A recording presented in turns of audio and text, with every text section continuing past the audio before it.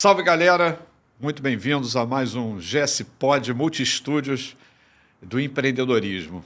Hoje aqui, para falar de empreendedorismo, nada melhor do que meu grande amigo Marquinhos. Marquinhos tem uma história longa no varejo.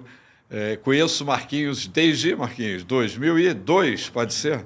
Pode ser. Entregamos a idade já, né? Verdade, Depois dessa. Verdade. Mas Marcos é um cara com muita experiência e eu vou convidar primeiro, agradecer a presença dele para ele falar um pouquinho dessa experiência, dessa vasta know-how, esse vasto know-how que ele tem no segmento aí de varejo e de franquia também. Sim. Marquinhos, vamos lá, fala um pouquinho de você. Vamos lá. Minha trajetória aí, primeiro até mesmo agradecer a oportunidade de estar aqui com essa fera aí, de franquia, de varejo aí, de educação também.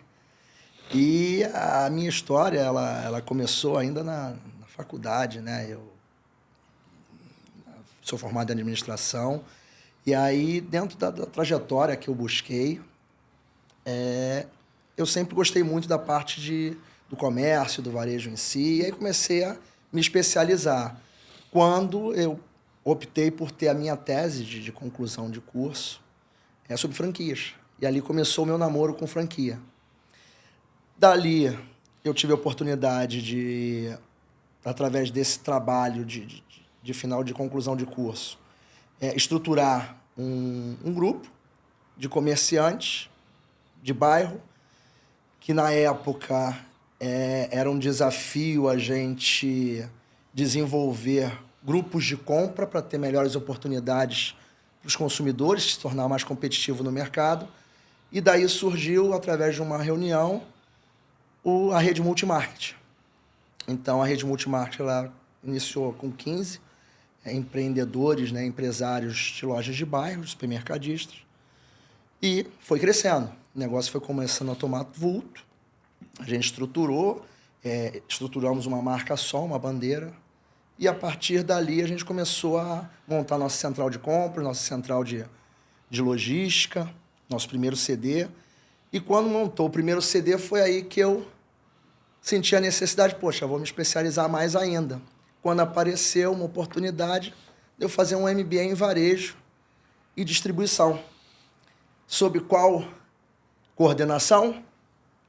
Do André Soares, na época. Um dos organizadores. É verdade. E aí fui fazer esse MBA. A partir desse MBA, ficou assim, dentro da aula de logística, ficou interessante a conversa, porque eu estava montando o CD da Multimarket. A interação muito forte, aí o André e os coordenadores convidaram para que eu, no próximo período, assumisse a cadeira de logística, e aí iniciou a minha carreira também na parte de docência também, a partir dali. Fiquei 5 anos no Grupo Multimarket. Do Grupo Multimarket, eu saí, montei uma outra rede, fui enveredar para negócio próprio, fui ter restaurante, aí resolvi enveredar para a área de consultoria, aí fui para Deloitte, fiquei 4 anos como consultor Deloitte. Foi uma grande, assim, varejo, supermercado foi uma grande escola. E em termos de consultoria, que também a gente milita aí dentro dessas atividades, foi uma grande escola, a Deloitte, porque eu tive a oportunidade de trabalhar em grandes empresas, Petrobras, SHV, hospital, segmento hospitalar é fascinante. De lá, eu fui para a Conlurb, fui convidado para ser assessor da Conlurb, na parte administrativa. Quando eu saí da Conlurb, eu entro para o mundo de franquia através do grupo Vó Alzira. Quando eu fui para a Alzira, tinha em torno de 60 lojas. Saí deixando um grupo de 600. Meu Deus. E atuava como diretor de operações. Uma das colaboradoras que hoje está contigo lá, muito bem, muito feliz, a Juliana, trabalhou comigo lá. Tive a oportunidade de ter ela fazendo parte da equipe. Nós conseguimos salvar a Juliana, né? É verdade. Porque ela vem de um ambiente corporativo não tão dócil, vamos dizer assim. É verdade. E aí foi. Hoje eu saio do Grupo Alzira, depois de 10 anos, à frente como diretor de operações. E hoje eu entro no grupo Ateliê do Sabor, estou fazendo 2 anos agora, lá no ateliê, em que o grande desafio e a grande oportunidade que teve é que o ateliê estava querendo buscar ganhar notoriedade no mercado. Então, o ateliê é um grupo de 27 anos, está fazendo esse ano. Queria que você falasse um pouquinho da história do ateliê e aí essa tua entrada no grupo. O ateliê ele iniciou em 1998, né? A Cláudia M. Lisboa, né? Ela também muito da história de várias que a gente vê aí no mercado, né? De uma guerreira, de querendo sustentar a família, uma paixão pela culinária, pela gastronomia. Então, ela começou a fazer uma receita essa em casa, e começava a comercializar através desse produto, que hoje é a Choconata, dentro da nossa mix de produtos. E foi crescendo, foi tomando gosto, e ela viu que em casa já não dava mais, começou a montar uma estrutura, foi para onde hoje, na verdade, é a estrutura do ateliê, em São Cristóvão, mas começou pequeno. Dali, ela desenvolveu um gancho muito grande através dos bem-casados. Então, o bem-casado fazia muito sucesso nos casamentos. Ela, poxa, por que eu não desenvolvo uma torta bem-casada? E aí, ela desenvolveu uma linha de bem-casado. Na verdade, começou com a bem-casado de Damasco. E aí, hoje, a gente tem uma linha com 5 sabores de bem-casado. E é o nosso carro-chefe, hoje, dentro da empresa. E dali para cá, foi crescimento. O ateliê, ele sempre buscou trabalhar com B2B. Então, ele fornece para cafeterias, restaurantes, hotéis, para que eles revendam. E esse sempre foi o core do ateliê, até mesmo com parcerias, com marcas próprias, com Delírio, até mesmo com o Grupo Spoleto, com o Grupo Domino's Pizza. Então, isso tudo tem por trás o ateliê, só que ninguém sabe. E aí já existia uma vontade muito grande dela de começar a ganhar notoriedade, ter representatividade com a marca Ateliê, porque muitas vezes o cliente que a gente fornece, ele troca a caixa, então ele bota a caixa do próprio estabelecimento dele para parecer que é um produto dele, e aí com isso a própria Delírio Tropical faz isso, o próprio Domino's faz isso com a nossa calda de chocolate. E aí com isso vem o Marcos, aparece o Marcos, através de uma conversa com fornecedores, e aí eles me chamam para bater um papo, e aí topei o desafio de fazer o ateliê começar a ter essa representatividade e notoriedade através dos PDVs, através de lojas. Hoje tem quantas lojas, Marcos? Hoje a gente iniciou a primeira em 2024. Loja própria. Loja própria em 2024, maio de 2024. Aliás, hoje são 25, né? Então, ontem fez 1 ano que essa loja abriu. E amanhã a gente está já inaugurando a primeira franquia, o primeiro franqueado no Shopping Tijuca.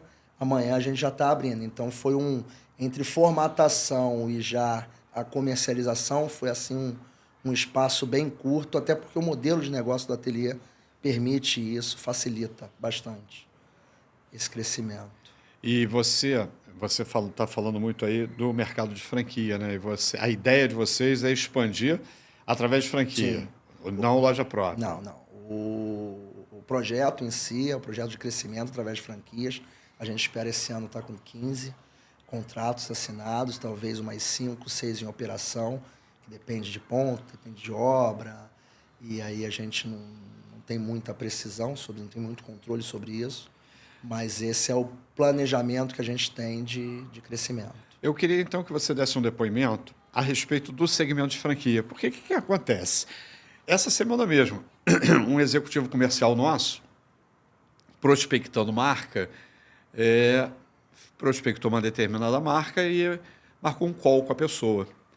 E aí a pessoa vai e abre a reunião da seguinte maneira: eu odeio franquia é uma porcaria, franquia não dá certo, eu sou franqueada de uma marca e eu odeio franquia.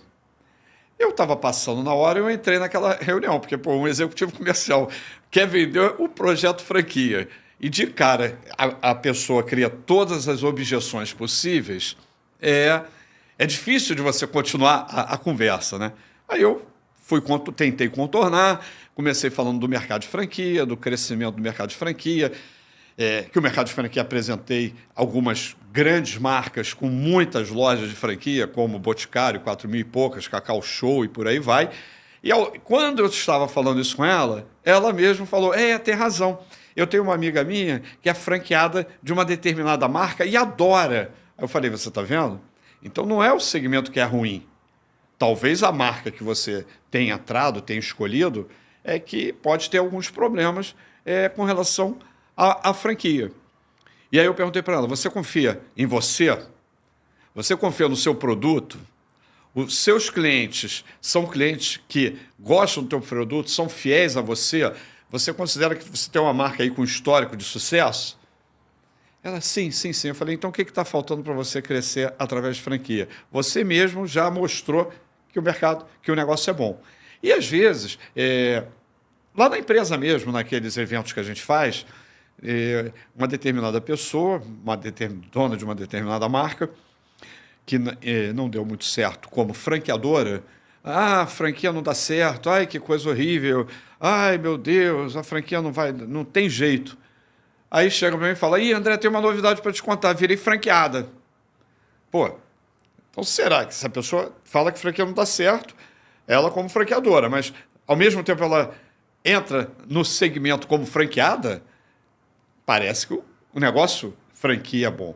Você, com toda a tua experiência que você falou de defesa de TCC, de trabalho de MBA ou de faculdade, esses anos todos de Volzira, de pegar uma marca com quantas? 60 e ir para 600, entregar isso tudo é muito difícil. Então, eu queria que você desse um depoimento a respeito como você vê o mercado de franquia e como você vê o Ateliê dos Sabores entrando nesse mercado.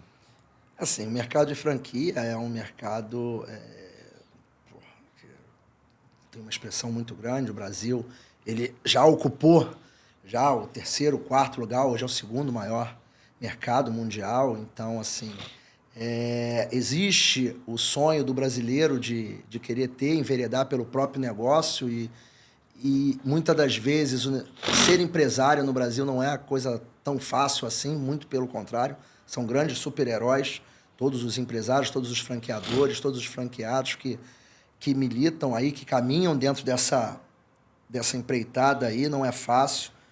Mas é um mercado que te dá uma certa, vamos dizer assim, para o franqueado inexperiente, que tem um sonho, que ao longo da sua trajetória profissional juntou aquele dinheirinho, seja através de anos de trabalho, herança, enfim, alguma coisa, entrar com a certeza de que você tem o suporte de uma marca que já tem uma experiência, isso é muito importante.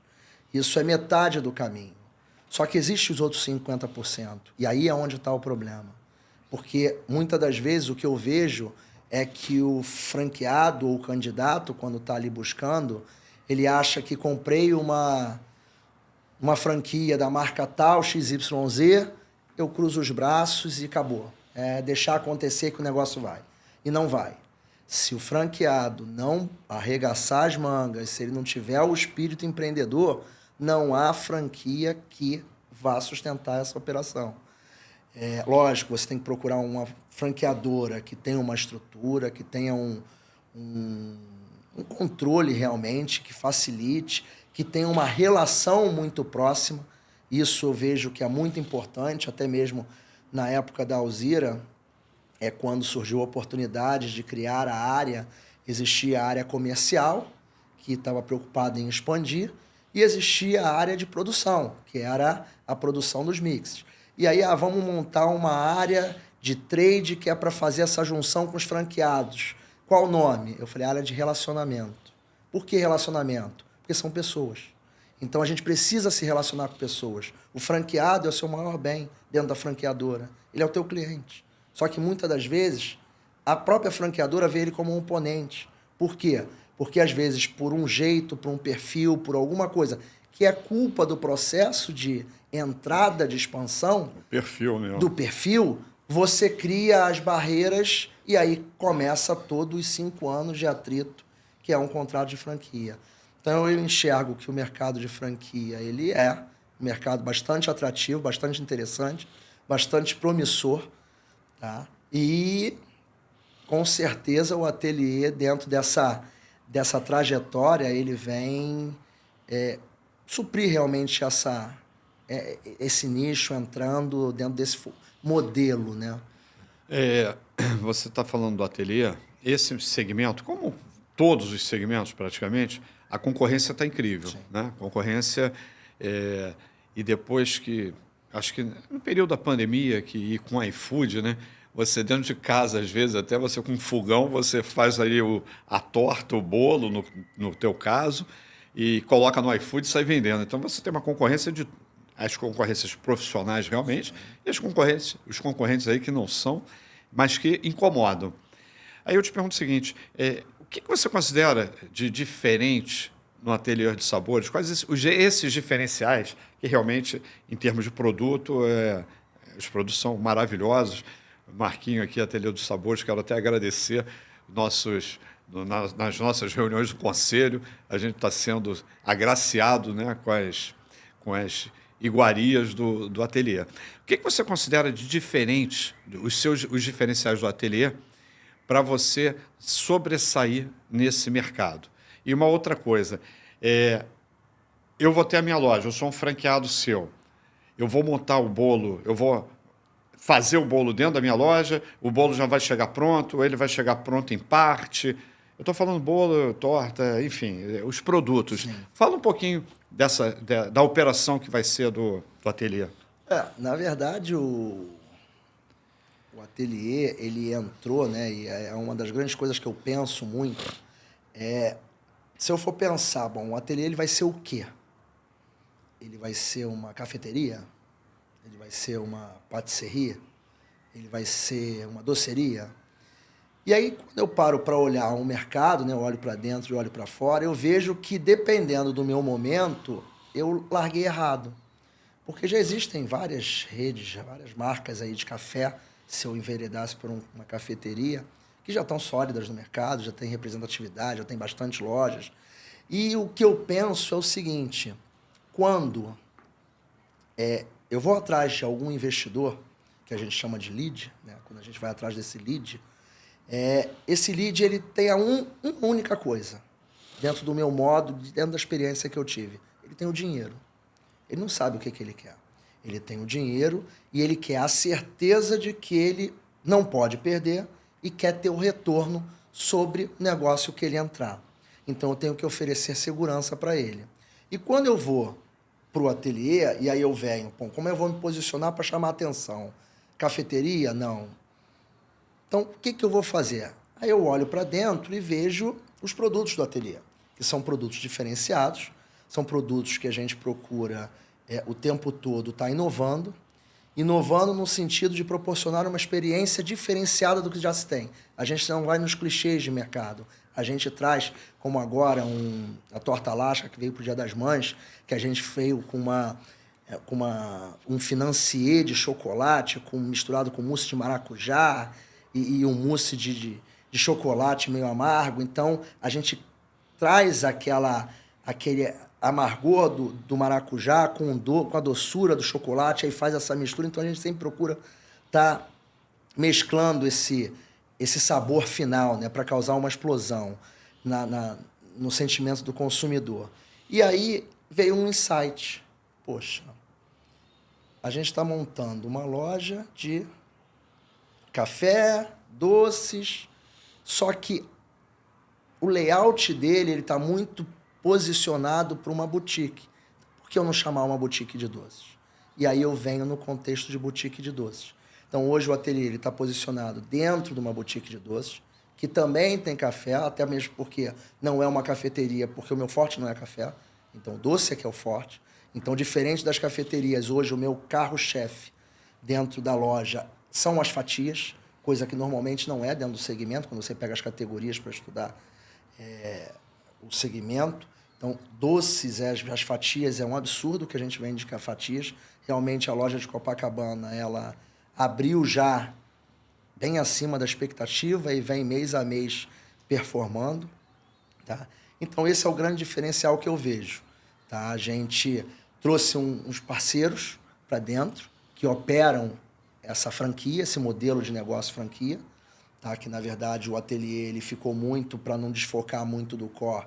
Então, ele continua com fábrica, continua com B2B e tem um parceiro que toca esse B2B em parceria comigo, com a Cláudia, todo mundo lá no dia a dia da equipe. Entendi. E, Marquinhos, vamos explorar um pouquinho aí do teu know-how, né? Você, enquanto professor, uma das cadeiras que você falava muito era... você deu muita aula e dá muita aula, é a logística. E eu vejo que a logística, né, a distribuição, é o grande problema, como a gente está falando de franquia, é o grande problema de marca, de loja própria mesmo, e principalmente de franquia. O que você poderia falar, em linhas gerais, com relação a essa questão da logística, da distribuição? Imagina eu, um lojista novo, estou começando com a minha operação e agora arranjei um franqueado, sei lá, em Petrópolis e o outro em Angra dos Reis. O que você me recomendaria com relação à logística? A logística é o grande gargalo de todas as operações hoje em dia, principalmente nas dimensões que o Brasil tem. É muito difícil você operar, não é fácil. Cada vez mais os operadores eles estão se restringindo, né? E o que eu tenho para te dizer, basicamente, André, para recomendar, é que busque um parceiro ideal. Não tem assim a receita mágica, depende do teu produto, das características do teu produto. Por exemplo, nosso produto ele é um produto extremamente sensível. Hoje eu faço uma movimentação para São Paulo em que só no translado já existem as avarias, tá? Pelo balançar e por alguma freada que porventura tenha que acontecer para garantir a integridade do motorista. Então, assim, é muito difícil. Então, eu já estou pensando em algumas formas diferenciadas de montagem local, porque até você tinha me perguntado anteriormente, eu não respondi, eu esqueci. Qual é o diferencial do ateliê? Ele já vai receber pronto? Já recebe tudo pronto. Por isso que eu consegui, em um ano, escalar isso rápido. Eu tiro da embalagem e boto para vender. Acabou. O desafio é na retaguarda. O desafio é eu entender o que vai existir de necessidade para o meu consumidor. Por quê? Porque eu não posso oferecer um produto congelado. Toda a nossa movimentação é congelada. Então, dentro da loja, ele vai receber congelado, vai armazenar congelada, o que garante um shelf mais longo, né? A partir do momento que ele for usando, ele tem que tirar essa torta, botar no processo de degelo para descongelar. Quando ela descongelar, eu fatio e boto para vender. Então, o desafio é o que eu vou tirar, em que quantidade, para colocar na minha vitrine para venda. Então, esse é o grande desafio da operação. E, com isso, faz com que a loja tenha preocupação de quê? Frente de loja, venda. Porque não existe um produto tão bom quanto que resista a um mau atendimento. Então, a gente precisa ter realmente uma equipe treinada, ofertando e conhecendo do produto.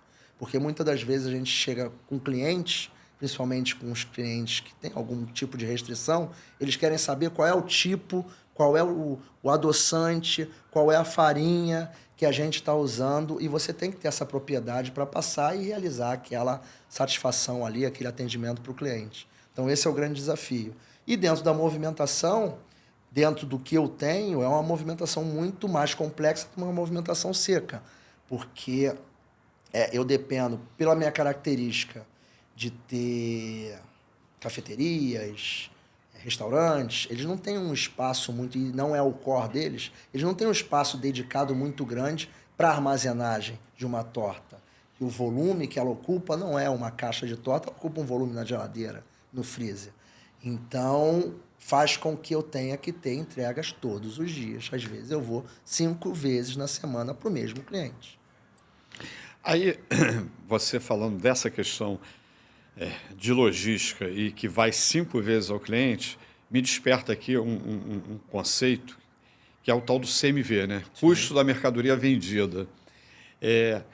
E hoje, para você ter um produto de qualidade, como são os produtos do Ateliê dos Sabores, você vai trabalhar com fornecedores diferenciados também. Como é que você trabalha esse CMV no Ateliê dos Sabores? Porque uma logística hoje impacta muito num CMV. Né? Se a gente for, obviamente, tem que calcular o custo do transporte. Tem gente que não calcula aí e bota o CMV de qualquer maneira. Mas se a gente traz isso para dentro do estudo de viabilidade financeira, como é que você está encarando isso e o teu CMV você considera, não precisa falar percentuais, mas você considera que está dentro de um nível em que você pode repassar para o franqueado que mesmo assim ele vai ter um resultado bacana para ele? Sim, sim. A gente tem um controle, até porque a gente tem um formato híbrido. Nossa frota ela é híbrida, então tem o carros frota próprios, é própria? Tem próprios e tem terceirizados, parceiros. Hoje eu estou modelando, eu já estou até recentemente, tem 2 semanas, chegou um outro equipamento novo, um outro carro maior, que é para justamente eu equilibrar esse meu CMV, porque às vezes, por exemplo, para Niterói eu tenho que ir com 2 carros, porque um carro só não dá por questão de cubagem. Então hoje eu já estou com um carro maior porque eu só vou com um para lá, pela necessidade. Então a gente vai ter um formato híbrido com equipamentos diversos para que eu consiga ter um equilíbrio desse CMV. O que hoje é um grande desafio para as operações, e eu encaro o ano de 2025 como dos últimos, depois da pandemia pelo menos, o grande desafio é para as operações de industrialização, de gestão, porque vai existir ou já está existindo uma pressão muito forte nos insumos, a gente não consegue repassar. E aí, se a gente não começar a tentar buscar equilibrar formas, de olhar para dentro, enxergar oportunidades, de equilibrar esse CMV, mas não repassando, que é a forma mais fácil que tem é você jogar para preço. Isso é o que o governo faz com a gente o tempo todo. Cria um novo imposto, aumenta a alíquota, estamos aí na briga aí com o IOF agora. Né? Então, assim, é muito fácil. Então, ter que olhar para dentro, olhar os processos, rever onde tem oportunidade, como a gente consegue, mudança de equipe, mudança de modelos de produção, ajustes, e principalmente lá no ateliê a gente não abre mão da qualidade. Então eu tenho que continuar equilibrando os pratinhos com os mesmos insumos, as mesmas marcas que a gente tem. E um absurdo que está acontecendo aí com o Damasco, que aumentou 100% por causa de problemas climáticos lá na Turquia, na África, problemas climáticos também com cacau. Então, a gente, dentro do segmento, a gente está sofrendo bastante com essa pressão nos preços e estamos lá dando nossos pulos para que a gente consiga e manter de pé o franqueado, que é tudo isso que a gente tem que ter. Hoje, a franquia, a gente espera...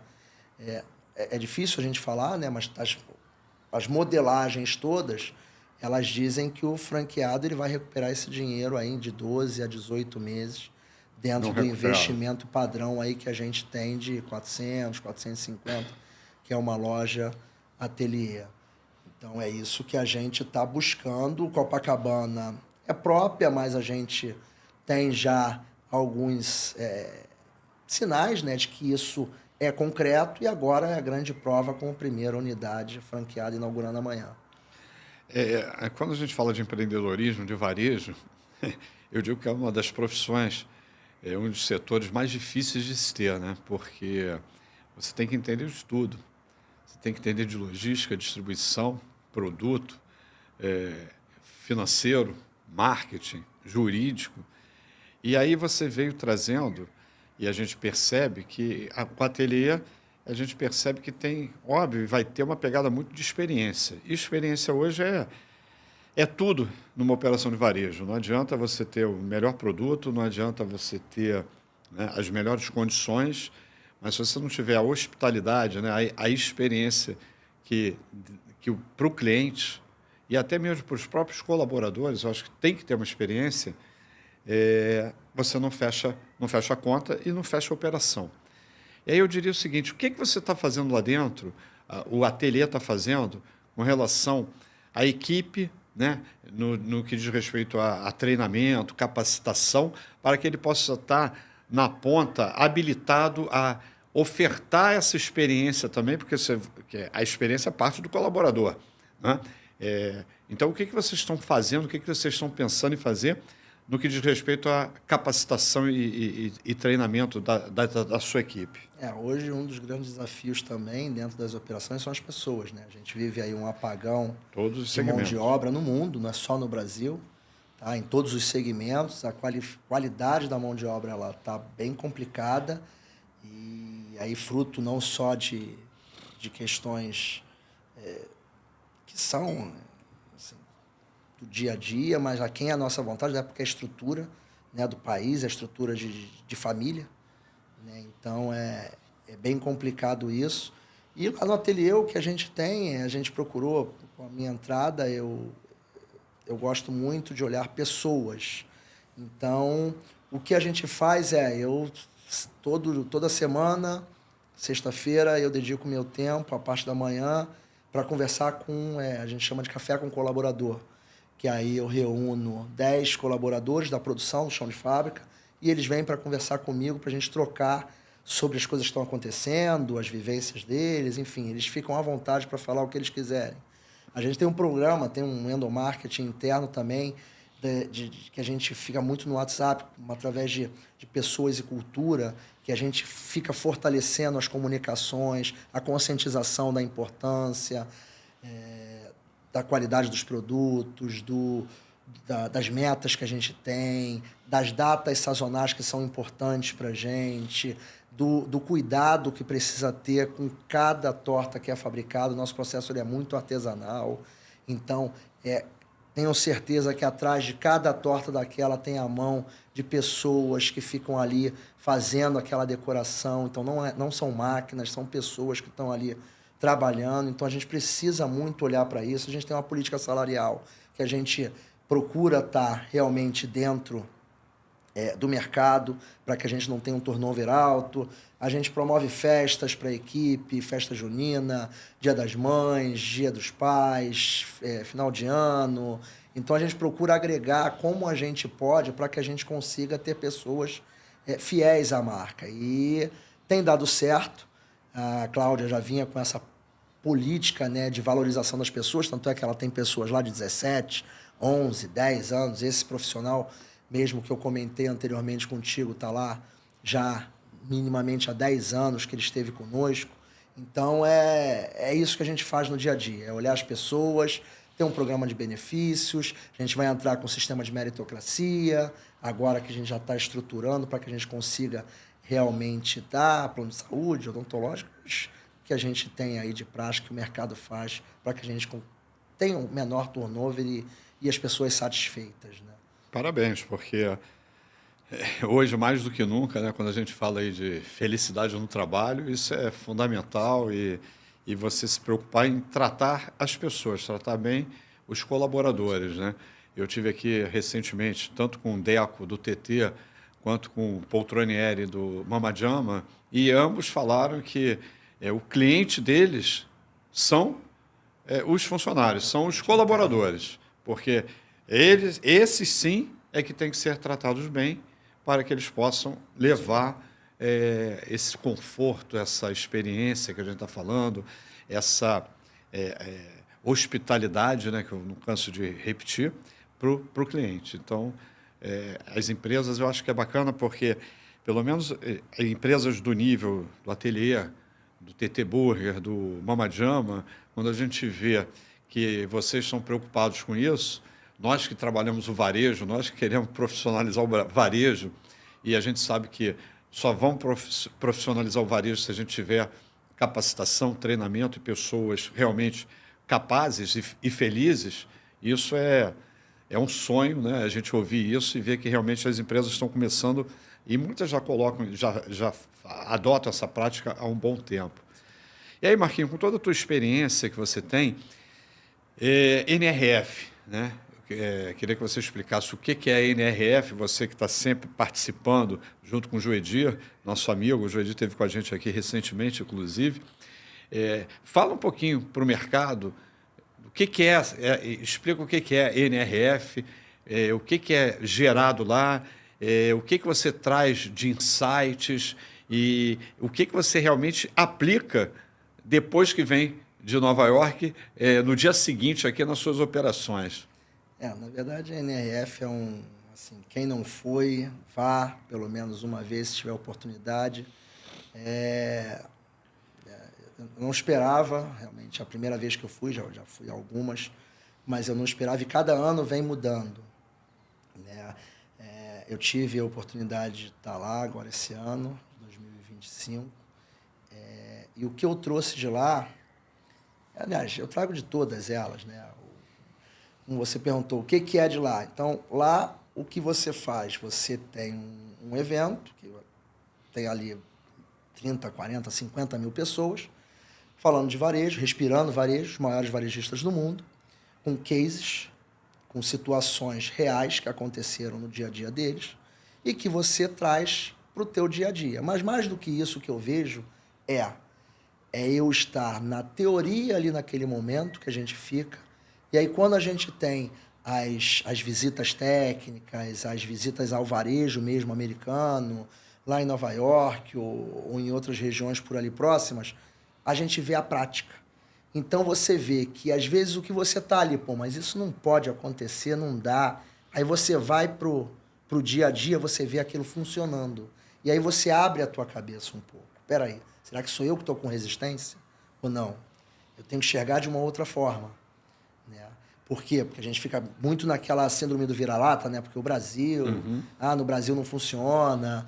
E às vezes é um olhar diferente que você tem que trazer. Então, assim, e esse, para mim, é o grande diferencial. É o quanto eu consigo tirar desse conteúdo, ver na aplicabilidade como eu trago para cá. Hoje, o que eu trouxe dessa última NRF para cá, que a gente já está em desenvolvimento, nada mais do que está mais em moda, a IA. Então, hoje eu estou em desenvolvimento com um agente de IA para estar me contribuindo dentro do meu planejamento de produção. Então, eu estou trazendo assim, os estudos para que eu consiga ter uma melhor previsão de demanda frente ao que eu preciso produzir, porque eu tenho para mais de 150 SKUs e muitas das vezes acertar o que o cliente quer é complicado. Por quê? Porque às vezes a torta Red Velvet no ano tá com uma saída não tão boa. E aí, no ano seguinte, sem porquê, ela começa e eu não estou preparado para isso e eu não consigo produzir de hoje para hoje. Então, eu tenho que ter uma previsibilidade de produção para que eu consiga não ter ruptura no meu cliente.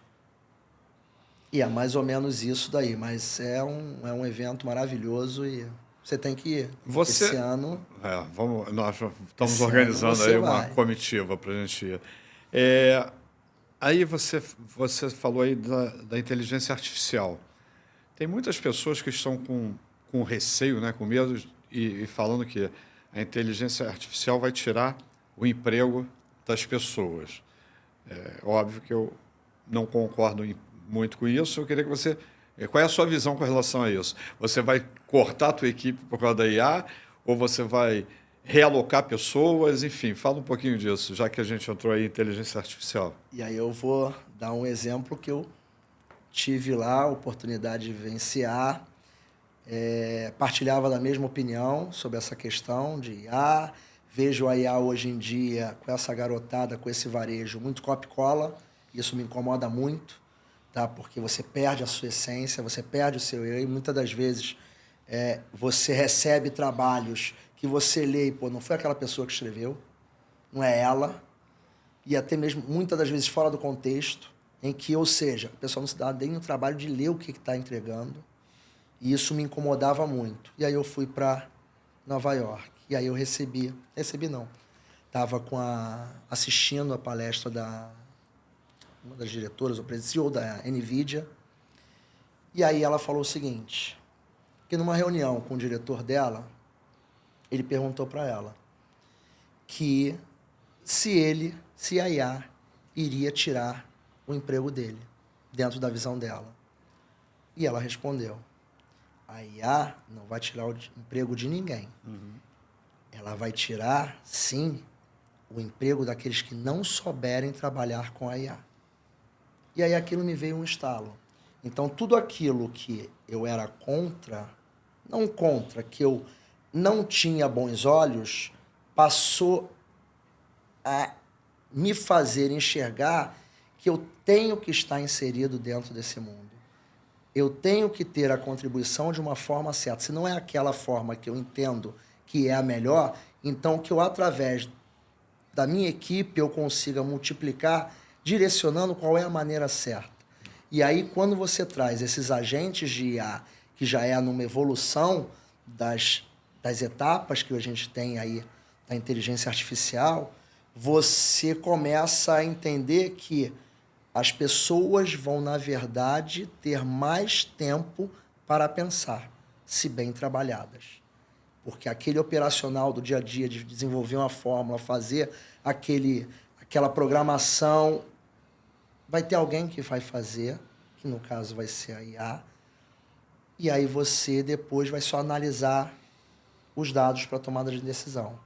E aí o processo vai se tornar muito mais ágil, mais interativo. E então o que eu vejo lá, e isso que aconteceu, lá é dito muito, foi dito, é a IA com uma pessoa. Não a IA na frente, e sim a pessoa liderando essa geração de informação que vai sair daí.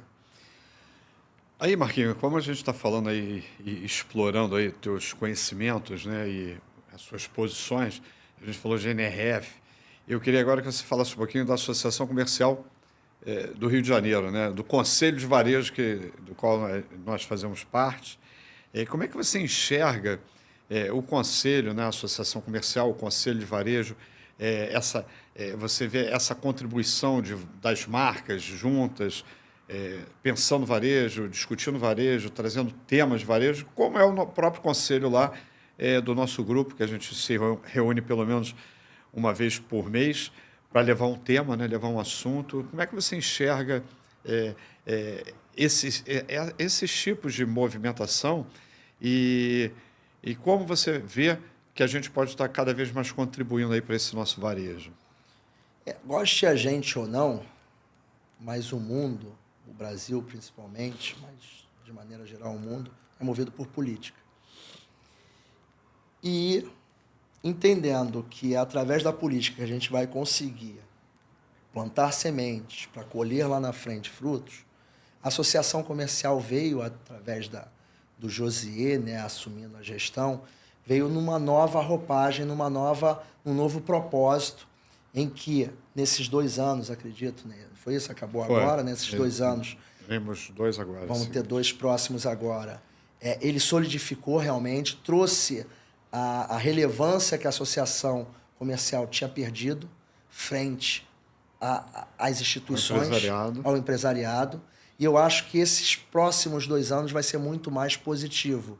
Tá? Então, acho que foi um resgate, tá? Esses 2 anos. Eu acho que a associação comercial ela tem um papel fundamental.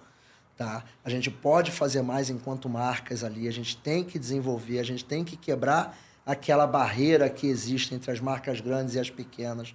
A gente tem muito a contribuir, tem muito a ajudar, a apoiar, a fomentar isso, porque no final é emprego que está se gerando, é menos gente na rua, é menos violência e a cadeia como um todo circula.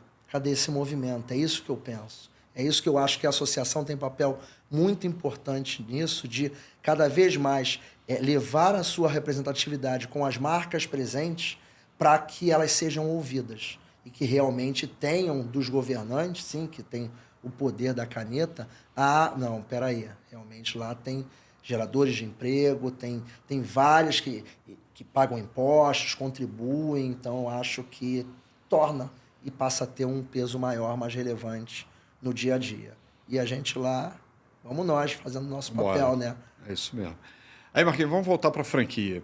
Você falou aí que a IA pode me ajudar, de repente, numa torta. Tem uma torta que esse ano não vendeu tão bem e no ano seguinte vende para caramba.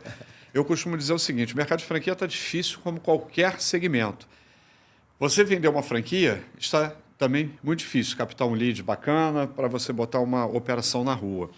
E eu costumo dizer o seguinte, mas mesmo assim, por exemplo, a experiência que a gente tem lá dentro do grupo, todo ano tem uma torta do ano, é uma menininha dos olhos, aquela franquia que caiu no gosto do mercado e existe a possibilidade de fazer uma expansão às vezes até, se for o caso, acelerada, que eu não concordo, tem que ter uma expansão com sustentabilidade, tem um monte de picareta aí, pilantra no meio do mercado, querendo só acelerar, depois não se preocupa com o resultado, com o dia a dia. Aí eu gosto de perguntar o seguinte, e se der certo, você está preparado? O que é isso? Porque franquia é planejamento, né? Hoje, do jeito que está o Ateliê dos Sabores, quantas lojas vocês têm condições de botar no mercado com tranquilidade de entrega, de projeto, produto, treinamento, gente? Porque montar uma loja não é só instalar o dedo e montar, né? É um complemento de coisas, como eu citei aqui. Então, e se der certo, que já deu na Ateliê dos Sabores, não tenho dúvida que vai ser uma franquia de sucesso, ainda mais com você lá dentro. Hoje, se deu certo, quantas franquias você consegue botar na rua ao longo até o final do ano e ano que vem? É uma pergunta difícil de você fazer. É a pergunta do milhão, né? Até porque, Não, assim... nos melhores, bateu lá, só franqueado com perfil bacana. Hoje, assim, o planejamento são 15 lojas, estão 15 lojas... Até quando? Até final desse ano. Assinadas? Assinadas. 15 contratos, com 5 operações em funcionamento. Para o ano que vem, eu venho de uma máquina de abertura, então a gente abria 100 lojas por ano dentro da estrutura anterior, minimamente. Então era uma máquina de abertura, mas aí era um outro negócio, era um outro formato. Então lá não penso nisso, até porque eu tenho uma questão de entender o mercado, o comportamento desse consumidor, o comportamento desse cliente, o nicho de mercado que o ateliê está mais presente. Então, não posso colocar uma loja ateliê em qualquer lugar, eu tenho que ter um cuidado maior, tá, com isso, para que eu não tenha problemas futuros com esse franqueado. Então, enquanto fábrica, a gente já está num processo de expansão. Minha maior dor hoje é produtiva, no sentido de eu não conseguir dar conta de 50 a 100 lojas.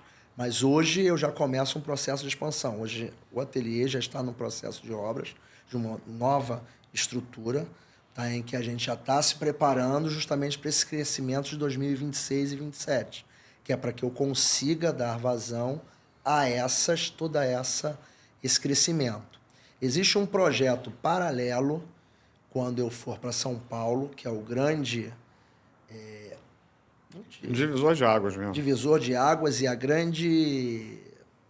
garota dos olhos mesmo, São Paulo, Mercado Paulista, com o Ateliê dos Sabores, em que para lá eu penso uma estrutura um pouco diferente, linhas de montagem local. Eu saio com todas os produtos prontos e o acabamento, a finalização é feita localmente. Você vai ter um desenvolvedor de área lá. Isso. Alguma coisa nesse Não, sentido. ou uma estrutura mesmo de montagem. Do próprio ateliê. Sim, em que a gente diminui muito a questão dos custos logísticos. Sim. Das perdas, das quebras, das avarias que eu possa vir a ter nesse translado. Principalmente se tratando de um país continental como a gente tem. Então, assim, eu mandava mercadoria para Santarém, que eu fazia multimodal. Então, eu tinha que atravessar uma balsa, esperar o nível do rio subir. E aí, essas diferenças de modal, eu entendo que manusear o meu produto que é frágil é muito complicado.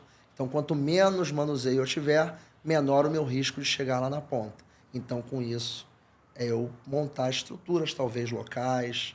Isso a gente já está pensando para frente, para um futuro. Então vamos lá, vamos vender Ateliê dos Sabores. Fala para a galera aí, o que é o Ateliê dos Sabores franquia? Qual é o investimento para se tornar um franqueado? Qual é o tamanho de loja? Qual é o perfil de público? Um ponto ideal? Vamos lá. A gente está buscando hoje para o Ateliê dos Sabores um posicionamento. Tô querendo preencher a parte da Zona Sul, Barra. Então a gente já tem mapeado Botafogo, Largo do Machado, Flamengo, Ipanema, Gávea, Barra, Recreio, Tijuca, como a gente está abrindo, tem Ilha do Governador, próprio Nova Iguaçu. Eu tenho isso, acredito que vai funcionar muito bem lá em Nova Iguaçu. Então a gente tem umas áreas já mapeadas, tá, para essas 15 lojas, tá? Rio. O investimento ele vai variar muito, tá, de de acordo com o estado do ponto, de acordo se já foi uma operação de alimentação ou não. Mas a gente está vendo aí algo em torno de 400 a 500 mil reais, é o que a gente está vendo de investimento. Essa loja do Tijuca já era uma operação de café, então hoje até está menos do que isso, o investimento do franqueado, o que é ótimo para a gente. A gente vai ter um payback bem mais acelerado disso. O que mais que tu perguntou? Tamanho de loja? Tamanho de loja de 40 metros quadrados. Tá? O meu... justamente essas regiões de posicionamento fazem... É loja de rua, de shopping, o que você vê? Não tenho... Como um fator de segurança maior, eu tenho a minha preferência por experiência, que seria de loja de rua. Shopping é um desafio, coisa que a gente vai ter esse desafio lá no... Poxa, mas aí você já começou com a primeira franquia já no Shopping Tijuca. Mas as condições foram favoráveis, o shopping é que foi convidar a gente para botar lá. E é um shopping vendedor. Tinha, exatamente. E aí, enquanto marca, é uma projeção, então você não podia não arriscar. Mas shopping é uma operação mais madura, precisa de um operador mais maduro para que a gente não tenha o dissabor, e eu tenho muita preocupação disso, de uma coisa é você com 300 lojas fechar 1, 2 lojas. Outra coisa é você no início abrir e fechar. Então esse é o meu maior receio e por isso que a gente está com muito cuidado. Que é a grande dificuldade no início, né? Exatamente. E aí qual é o perfil dessa pessoa? Bom, o perfil é um empresário, assim, é um grande desafio. É muito difícil. É muito difícil.